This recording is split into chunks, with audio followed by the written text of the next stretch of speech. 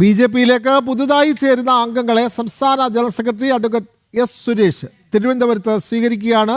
നിരവധി പ്രമുഖരാണ് പാർട്ടിയിലേക്ക് അംഗത്വം സ്വീകരിക്കുന്നത്. തത്സമയ ദൃശ്യങ്ങളിലേക്ക് വിവരങ്ങളുമായി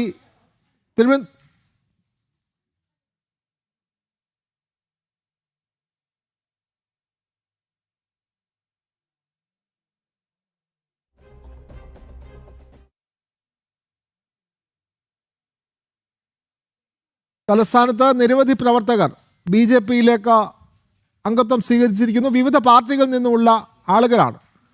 പാർട്ടി സംസ്ഥാന കാര്യാലയമായ മാരാർജി ഭവനിൽ നേരിട്ടെത്തി അംഗത്വം സ്വീകരിക്കുന്നത്. സംസ്ഥാന general secretary advocate S Suresh അവരെ ഷാൾ അണിയിച്ച് സ്വീകരിക്കുന്നതിൻ്റെ തത്സമയ ദൃശ്യങ്ങളാണ് നമ്മൾ പ്രേക്ഷകരിലേക്ക് എത്തിക്കുന്നത്.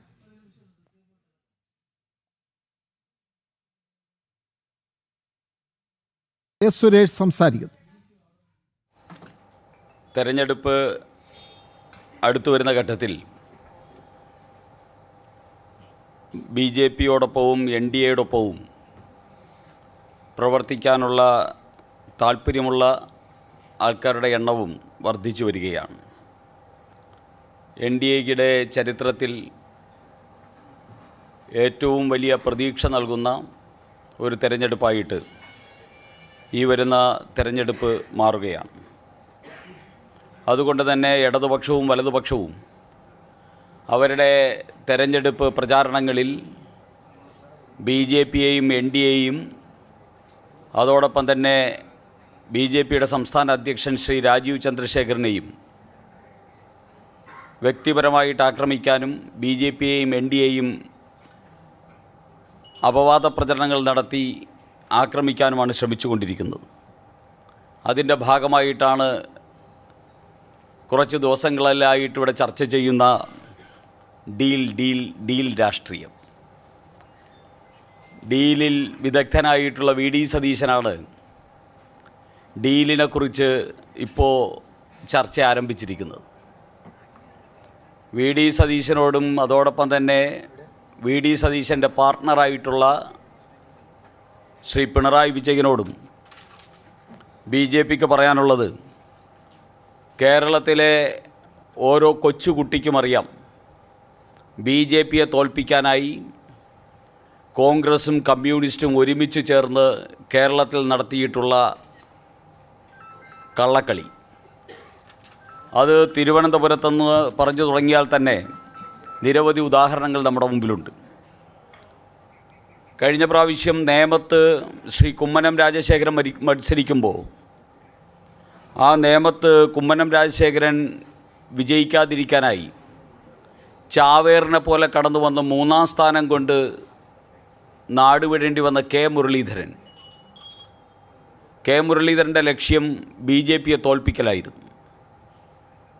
അതേ മുരളീധരൻ തന്നെയാണ് തൃശ്ശൂരിലും സുരേഷ് ഗോപി ജയിക്കുമെന്നുള്ള സാഹചര്യം വന്നപ്പോൾ ഇടതുപക്ഷത്തെ സഹായിക്കാനായി അവിടെ പോയി മത്സരിച്ച് 3-ാം സ്ഥാനം കൊണ്ട് തൃപ്തനാകേണ്ടി വന്നത്. ബി.ജെ.പി ജയിക്കാൻ സാധ്യതയുള്ള സ്ഥലത്ത് ചാവേറാകാൻ വേണ്ടി തയ്യാറായിട്ട് നിൽക്കുന്ന കെ മുരളീധരനും, ആ മുരളീധരൻ്റെ ഉദ്ദേശം അവിടെ CPM-നെ വിജയിപ്പിക്കലായിരുന്നു. അത് കഴിഞ്ഞ പ്രാവശ്യം നേമത്ത് വിജയിച്ചു, പക്ഷേ തൃശ്ശൂരിൽ ഞങ്ങൾ പരാജയപ്പെടുത്തി. അതായിരുന്നു അവിടെ സംഭവിച്ചത്. അതുപോലെ തന്നെ നമുക്ക് കാണാൻ സാധിക്കുന്നത്, കഴിഞ്ഞ വട്ടിയൂർക്കാവ് തെരഞ്ഞെടുപ്പിൽ ശ്രീ കുമ്മനം രാജശേഖരൻ മത്സരിക്കുമ്പോൾ മാർക്സിസ്റ്റ് പാർട്ടിയുടെ വോട്ടുകൾ കെ മുരളീധരന് നൽകിയിട്ടാണ് കുമ്മനം രാജശേഖരനെ പരാജയപ്പെടുത്താനായിട്ട് ശ്രമിച്ചത്. അതും തിരുവനന്തപുരത്തുകാരും വട്ടിയൂർക്കാവുകാരും ആരും മറന്നിട്ടില്ല. കെ മുരളീധരൻ തന്നെ പറഞ്ഞതാണ്, എനിക്ക് ഇടതുപക്ഷ വോട്ട് നൽകി, അങ്ങനെയാണ് ഞാൻ ജയിച്ചത് എന്ന് കെ മുരളീധരൻ തന്നെ സമ്മതിച്ചിട്ടുള്ളതാണ്. അതുപോലെ തന്നെ ഷാഫി പറമ്പിൽ ഇ. ശ്രീധരൻ എന്ന് പറയുന്ന കേരളം കണ്ട ഏറ്റവും പ്രഗത്ഭനായിട്ടുള്ളൊരു മനുഷ്യൻ, കേരളം ആഗ്രഹിക്കുന്ന, നിയമസഭയിൽ എത്തണമെന്ന് കേരളം പൊതുവെ ആഗ്രഹിക്കുന്നൊരു മനുഷ്യനായിരുന്നു ഇ. ശ്രീധരൻ. അദ്ദേഹത്തെ മുന്നിൽ നിർത്തി പാലക്കാട്ട് ബി.ജെ.പി എൻ.ഡി.എ മത്സരിച്ചപ്പോൾ ഷാഫി പറമ്പിലിനെ ജയിപ്പിക്കാനായിട്ട് SDPI ഉൾപ്പെടെയുള്ള സംഘടനകളുമായിട്ട് ചേർന്ന് CPM നടത്തിയ വോട്ട് കച്ചവടം, വോട്ട് മറിക്കൽ ഈ കേരളം മറന്നിട്ടില്ല. ഇതുപോലെ നിരവധി ഉദാഹരണങ്ങൾ കേരളത്തിൽ CPM-ഉം കോൺഗ്രസും തമ്മിലുള്ള ഡീലിനെ സംബന്ധിച്ച്, കച്ചവടത്തെ സംബന്ധിച്ച്, അതോടൊപ്പം തന്നെ ഒരേ മുന്നണി രണ്ടും ഒന്നാണ് എന്ന് ബോധ്യപ്പെടുത്തുന്നതിനെ സംബന്ധിച്ച് BJPക്ക് കേരളത്തിൽ പറയാനുണ്ട്. ഇനി പാർലമെൻറ്റ് തിരഞ്ഞെടുപ്പാണെങ്കിൽ തിരുവനന്തപുരം പാർലമെൻറ്റിൽ ശ്രീ രാജീവ് ചന്ദ്രശേഖർ മത്സരിക്കുമ്പോൾ ഇവിടെ 14-ൽ 13 അസംബ്ലികളിലും ഇടതുപക്ഷ MLA-മാരുള്ള ഒരു ജില്ലയാണിത്. ഈ ജില്ലയിൽ എന്തുകൊണ്ട് CPM ഇടതുപക്ഷം 3-ാം സ്ഥാനത്തേക്ക് തള്ളപ്പെട്ടു? 3 ലക്ഷം വോട്ടിന് താഴേക്ക് എന്തുകൊണ്ട് തള്ളപ്പെട്ടു? ഈ വോട്ടെല്ലാം കൊടുത്തത് ശശി തരൂരിനല്ലേ? BJPയെ തോൽപ്പിക്കാൻ വേണ്ടി പണം വാങ്ങിയും അതോടൊപ്പം തന്നെ SDPIയും ജമായത്ത് ഇസ്ലാമി ഉൾപ്പെടെയുള്ള വർഗീയ സംഘടനകളുമായിട്ടും ചേർന്ന് BJPയെ തോൽപ്പിക്കാനായിട്ട് കോൺഗ്രസും കമ്മ്യൂണിസ്റ്റുകാരും ദശാബ്ദങ്ങളായിട്ട് കേരളത്തിൽ നടത്തിക്കൊണ്ടിരിക്കുന്ന ഡീല്, ആ ഡീലിനെ മറച്ചുവെക്കാനുള്ള ശ്രമമാണ് VD സതീശൻ്റെ ഈ പ്രസ്താവനകളിൽ UDF നേതാക്കന്മാരുടെ പ്രസ്താവനകളിലൂടെയും അതോടൊപ്പം തന്നെ പിണറായി വിജയൻ്റെ പ്രസ്താവനകളിലൂടെയും പുറത്തു വന്നുകൊണ്ടിരിക്കുന്നത്. പിണറായി വിജയൻ ഇപ്പോഴും പറയുക കോലീബി സഖ്യത്തെക്കുറിച്ച്. പിണറായി വിജയൻ ഇത്രയും കാലഹരണപ്പെടാമോ? 10-30 വർഷങ്ങൾക്ക് മുമ്പ് പറഞ്ഞുകൊണ്ട് ഇരിക്കുന്ന ഒരു സാധനം ഇപ്പോഴും പറഞ്ഞുകൊണ്ടിരിക്കുക. കാലം മാറിയതൊന്നും പിണറായി വിജയൻ അറിയുന്നില്ല. ഇന്ന് കോലീബി അല്ല, ഇവിടെ ജമായത്തിയും SDPIയും മാർക്സിസ്റ്റും കോൺഗ്രസും ചേർന്നുള്ളൊരു സഖ്യമാണ് കേരളത്തിലുള്ളത്. അത് കേരളത്തിൽ മാത്രമല്ല, ഇന്ത്യയിൽ മുഴുവൻ അതാണുള്ളത്.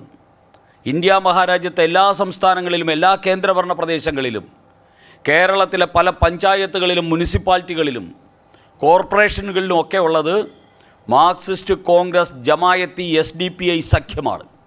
ഈ സഖ്യം BJPക്കെതിരെ മാത്രമല്ല രാജ്യത്തിനെതിരെയും കൂടെ പ്രവർത്തിക്കുന്ന സഖ്യമാണ്. ഈ സഖ്യത്തിൻ്റെ സഖ്യകക്ഷികളായിട്ടുള്ള കമ്മ്യൂണിസ്റ്റുകാരും കോൺഗ്രസ്സുകാരും പിണറായി വിജയനും VD സതീശനും ഡീലിൻ്റെ പേരും കോലീബി സഖ്യത്തിൻ്റെ പേരുമൊക്കെ പറഞ്ഞാൽ ഈ കേരളം പുച്ഛിച്ച് തള്ളും എന്ന് മാത്രമേ ഈ രണ്ടുപേരോടും ഓർമ്മിപ്പിക്കാൻ BJPക്കുള്ളൂ. അത് ഞങ്ങൾ ഓർമ്മിപ്പിക്കാൻ ആഗ്രഹിക്കും. അത് ഞങ്ങൾ ഓർമ്മിപ്പിക്കുകയാണ്. മറ്റൊന്ന്, തെരഞ്ഞെടുപ്പ് പ്രചരണത്തിൽ 140 സ്ഥാനാർത്ഥികളെയും മുന്നിൽ നിർത്തി ഏറ്റവും കഴിവുറ്റവരും മികവുറ്റവരും വിജയപ്രതീക്ഷയുള്ളവരുമായിട്ടുള്ള സ്ഥാനാർത്ഥികളെയാണ് BJP NDA സഖ്യം രംഗത്തിറക്കിയിരിക്കുന്നത്. സ്ഥാനാർത്ഥികൾ രംഗത്തിറക്കി കഴിഞ്ഞതോടുകൂടി കേരളത്തിൽ NDA പുതുതായി എത്തിയ വിവിധ പാർട്ടികളിൽ നിന്നെത്തിയ ആളുകളെ സംസ്ഥാന general secretary MT Ramesh Mararji ഭവനിൽ സ്വീകരിച്ചു. അതിനുശേഷം അദ്ദേഹം സംസാരിക്കുകയായിരുന്നു. കേരളത്തിൽ BJPക്കെതിരെ കോൺഗ്രസ് CPM ഡീലാണ് നടക്കുന്നത് എന്നാണ് അദ്ദേഹം പ്രധാനമായും ആരോപിക്കുന്നത്.